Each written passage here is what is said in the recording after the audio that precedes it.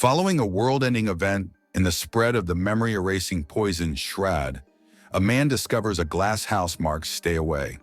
Inside, he finds a mother and her 4 children, Bee, Ivy, Daisy, and Gabby, who have survived the poison's effects.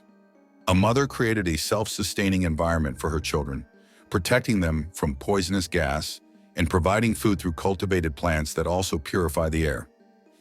Each child wears a necklace with their initial and a mask for outdoor protection from memory-erasing gas.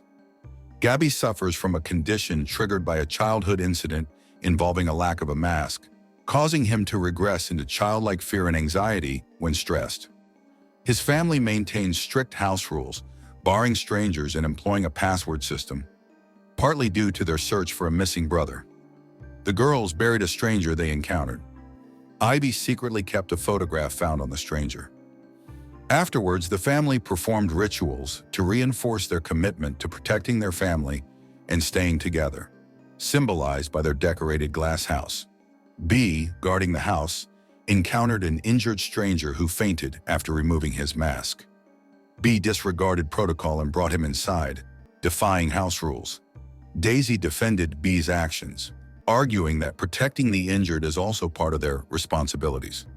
Their mother said, "Since that's the case, he'll stay with us here. Watch over him while I stitch his wound so you can learn." She started stitching the man's leg while her daughters watched. A stranger awoke tied to a bed next to a sleeping girl. Gabby, having wet the bed, was awakened by Ivy, who then helped clean the house, including changing the sheets under the stranger. Ivy shaved the stranger's beard, startling him awake. He remained unresponsive to her questions. She and her sister prepared him to meet their mother, and when their mother interrogated him, he said, "I don't remember if I have a name or not. I was wandering, looking for something to eat or drink because of my hunger and the injury in my leg caused by a group of strangers who attacked me and wanted to kill me." When he told their mother he wanted to leave the house, she said, "No, you can't leave now that you know about our house and our traces. You'll stay here and work like my children. You won't sleep here, and we'll feed you." Ivy attempted to comfort her frightened brother Gabby by having him touch a stranger. Despite this, Gabby remained anxious. The following day, B showed affection towards a chained stranger, offering assistance and companionship. Ivy warned B against trusting strangers, particularly men. B, however, ignored this warning due to her infatuation with a stranger who inquired about her drawings. B explained the drawings depicted her family and their house's protective rules. B invited a stranger to dinner. Her mother stopped him from sitting in Luca's chair, explaining that Luca was their missing brother who had gone to help others and hadn't returned. The stranger was seated separately. The stranger's injury healed. Daisy, having never seen animals, requested a drawing, receiving a horse drawing and a promise of a wooden horse in exchange for a knife. After Daisy stole a knife, the stranger fulfilled his promise. Gabby then had a violent episode, but the stranger calmed him. B noticed a mark on her face inflicted by her brother. At encountering a stranger, she mistakenly called him Luca, her brother's name. The stranger accepted the name, but B corrected him, stating Luca was her brother. Later, the family released the stranger from his restraints. A man found Ivy with a box she used to play with Luca. Ivy refused to play with him because he wasn't Luca, and she challenged him to sing like Luca did. He declined, stating he didn't sing or play unfamiliar games. He later learned from Daisy and B that Ivy kept her secrets in the box. A stranger brought Ivy strawberries as an apology. B explained the stranger knew Ivy's preference. However, Ivy remained angry, stating she would have reacted differently had she been more prepared. B was shot by a stranger who then stole her food. Ivy witnessed this and confronted the stranger, noting his mockery of B's kindness, but claiming to understand him. Ivy then departed. He decided to follow her into the garden and found her hiding a box in the corner where Luca's necklace was supposed to be. Then it was time for the family's rituals, and the stranger joined them with B. Ivy, upset, told her mother that family rituals are sacred and shouldn't involve strangers.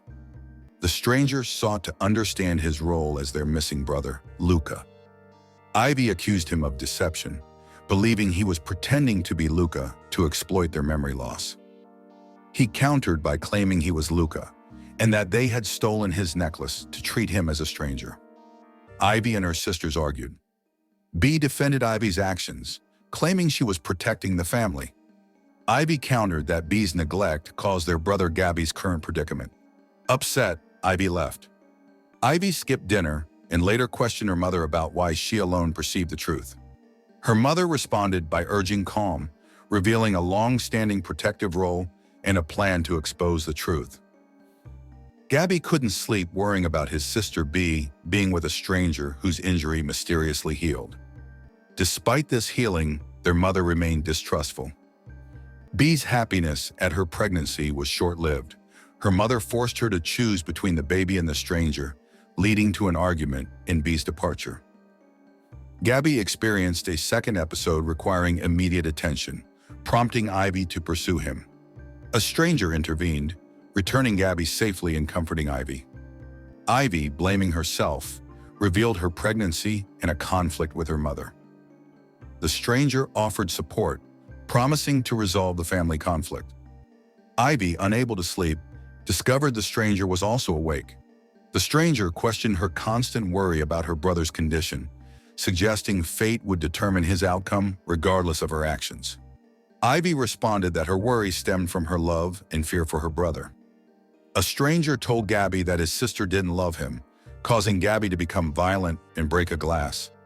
Concerned about Gabby's increasingly erratic behavior, his mother agreed with the stranger's suggestion to erase Gabby's memories. To mitigate the immediate danger, she tied him up while he slept, and then recounted their shared history. When she left her son's room, she met the stranger and asked, "What are you doing here?"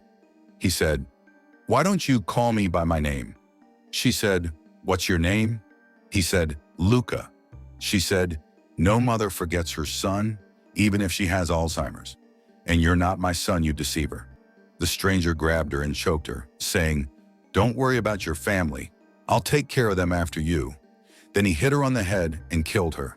He took the body and placed it next to Gabby's bed, along with the murder weapon, to frame Gabby.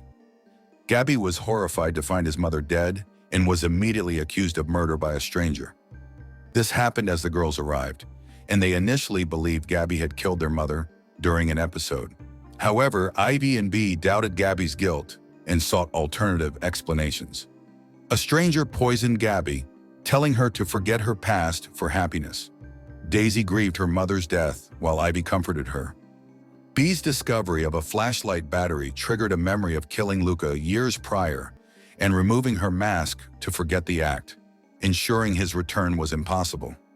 When she told her sister Ivy that she had found Luca's flashlight batteries, Ivy said, "I've kept this secret in my heart all this time to protect you from the pain you'll feel now, and I didn't want to remind you." Bea said, "Then let's go out without masks and forget everything."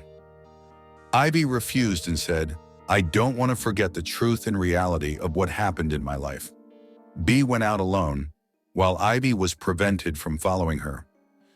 Daisy then informed Ivy that Gabby was silent and unresponsive, having lost his memory. Gabby introduced himself as Bea, revealing a family affected by widespread memory loss. A stranger offered to help Ivy, promising to do as she wished. They took control of the family, performing their own burial rituals. Bea began going maskless, believing the stranger's immunity would protect the baby. However, Gabby's discovery of a body with a B and I necklace revealed Ivy and Bea to be imposters. One day, while the stranger was guarding the house, he saw another stranger approaching, and instead of shooting him, he shot Gabby. The end. Subscribe to support us. Thank you for watching.